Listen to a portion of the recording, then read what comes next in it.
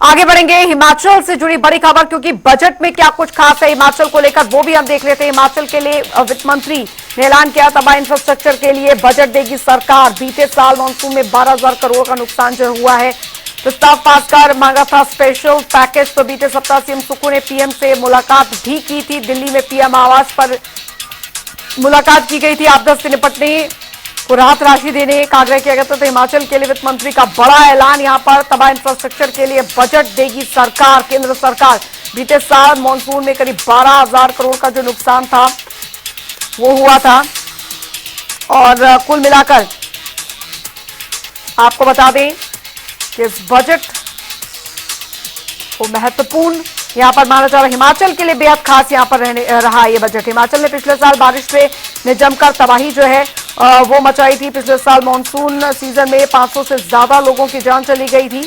और इस बार आपको बता दें, क्योंकि इस आपदा में हिमाचल में भारी बारिश से 12,000 करोड़ रुपए से ज्यादा का नुकसान हुआ। हिमाचल में सदी में ये सबसे भीषण तबाही थी।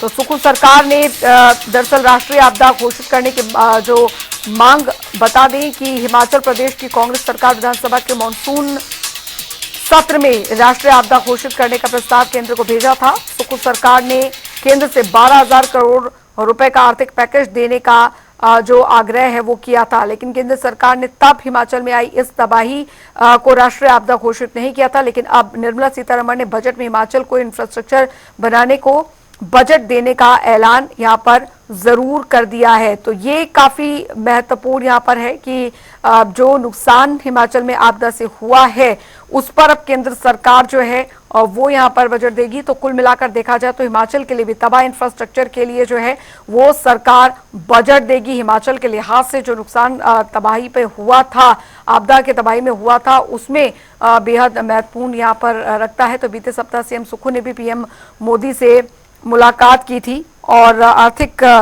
यहाँ पर मदद जो है वो मांगी गई थी। तो कुल मिलाकर देखा जाए तो केंद्रीय वित्त मंत्री निर्मला सीतारमण ने मंगलवार को वित्त बजट 2024-25 पेश कर दिया। बजट में आम लोगों और खासकर हिमाचल को क्या मिला, इस पर सभी की निगाहें थी। बजट में वित्त मंत्री निर्मला सीतारमण ने पहाड़ी राज्य हिमाचल, उत्तराखंड और असम के लिए आर्थिक मदद का ऐलान किया है।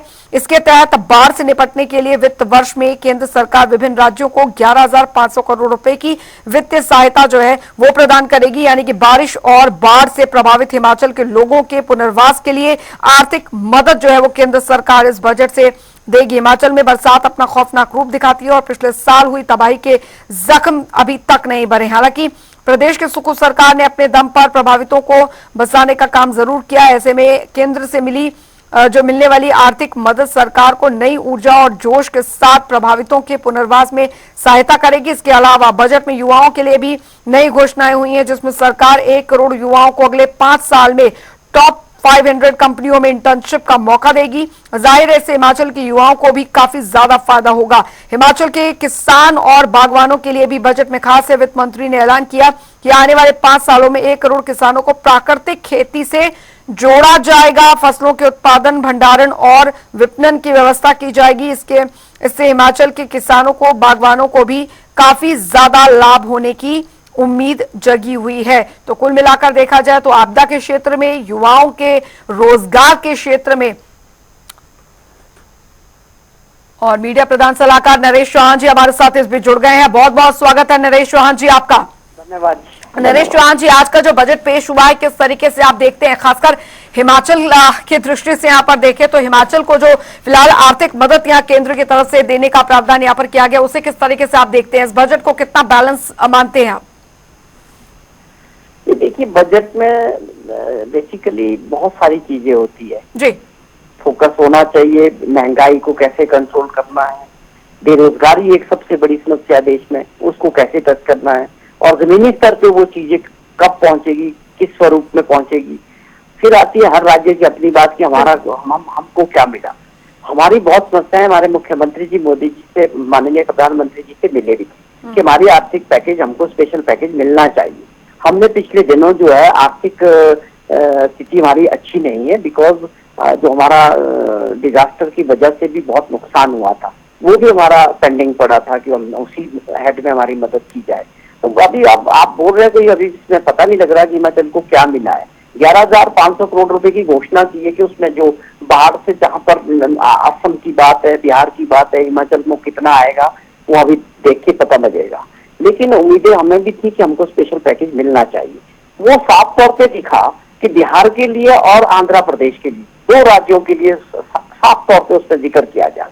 और वो दिखती है मजबूरी कि खास तौर पे वो नेगोशिएशन हुई है, दोनों बैसाखियों को ऊपर ही सरकार चल रही है, उन्होंने लिया, एक में 15,000 करोड़ रुपया मिला, एक को 26,000 करोड़ रुपए का मिला।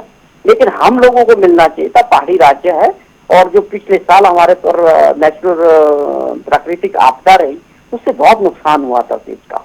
तो हम ऐसी उम्मीद कर रहे थे कि कुछ हमको स्पेशल पैकेज मिलता, मुझे लगता है ऐसा कुछ हुआ नहीं है। और बाकी लोगों को उम्मीदें थी, हर वर्ग को, कि इनकम टैक्स लैब में बड़ा मजाक बना दिया, 5%, 10%, 15%, 20%, 25%, 30%, इससे ज्यादा फायदा नहीं होने वाला लोगों को। आपने कुछ सीधा फायदा नहीं दिया जिससे लोग थोड़ा अपनी सेविंग्स को बचा सके, कुछ महंगाई से जो मार पड़ रही है उसको झेल सके। वहां भी लोगों को मुझे लगता है ज्यादा कोई निराशा ही है। तो ये ले दे के आंकड़े ही रह जाते हैं। बजट जो बन रहे हैं वो आगे बढ़ते हैं, जो हाईवेज बन रहे हैं वो आगे बढ़ेंगे, जो कोई पीछे बढ़ेगा, ये आंकड़ों का ही खेल ज्यादा रह गया। मतलब हिमाचल के संदर्भ में है जो हमको एक उम्मीद थी, हमको सीधे तौर पे एक स्पेशल पैकेज की बहुत जरूरत थी, वो मुझे कहीं इसमें दिखा। जी ठीक है, हमारे साथ करण नंदा जी भी बीजेपी की तरफ से जुड़ गए हैं। बहुत बहुत स्वागत है करण नंदा जी आपका। जी धन्यवाद जी। करण नंदा जी, अभी फिलहाल नरेश चौहान जी भी जुड़े हैं और उन्होंने कहा कि सिर्फ आंकड़ों का खेल बनकर रह गया है, बजट से जो उम्मीदें थी वो इस बजट में पूरी होती नहीं दिखी है। देखिए, ये आम बजट होता है, पूरे देश का बजट होता है और इसके अंदर जो है पूरी देश की जो है आगामी रणनीति तय होती है। और इसमें जो है मेंशन हिमाचल प्रदेश का तो इसके अंदर किया था कि किस प्रकार से ये मल्टी जो है इसके अंदर जो है वो डेवलपमेंट प्लान जो है हिमाचल के, और उसके अंदर कंस्ट्रक्शन और रिहेबिलिटेशन के ऊपर उसने स्ट्रेस दिया है। तो केंद्र जो है उसका पूरा खर्चा वहन करेगी, तो जितनी भी डीपीआर यहाँ से गई होगी और जितने भी यहाँ पे आंकलन होंगे उसका जो है वो केंद्र जो है सरकार रखेगी। वो निश्चित रूप से बजटरी जो है उसके अंदर लाइन आ गई है, इसका मतलब प्रोविजन भी होगा। बाकी जिस प्रकार से आपने देखा होगा पूरा कैंपेन जो है लोकसभा में रहा, उसके अनुकूल जो है उसके हिसाब से जो है बजट दिया गया है। एक तो विकसित भारत के ऊपर कॉन्सेंट्रेशन किया गया है, 4 मुख्य समूह जो है उसमें जैसे गरीब, महिला, युवा, अन्नदाता, उसके ऊपर फोकस रखा गया है। ठीक, करण नंदा जी आपको रोकना चाहूंगी माफी के साथ। हिमाचल प्रदेश के पूर्व मुख्यमंत्री जयराम ठाकुर जी हमारे साथ इस बीच जुड़ गए हैं। स्वागत है सर आपका जनता टीवी पर। और आज जो बजट पेश हुआ है उसको आप किस तरीके से देखते हैं, कितना बैलेंस्ड बजट देखकर चले, और हिमाचल के लिए क्या कुछ खास आप मानते हैं कि इस बजट में रहा? सबसे बड़ी बात तो यह है कि संतुलित बजट है ये जी, और बहुत बेहतरीन बजट प्रस्तुत किया है जी।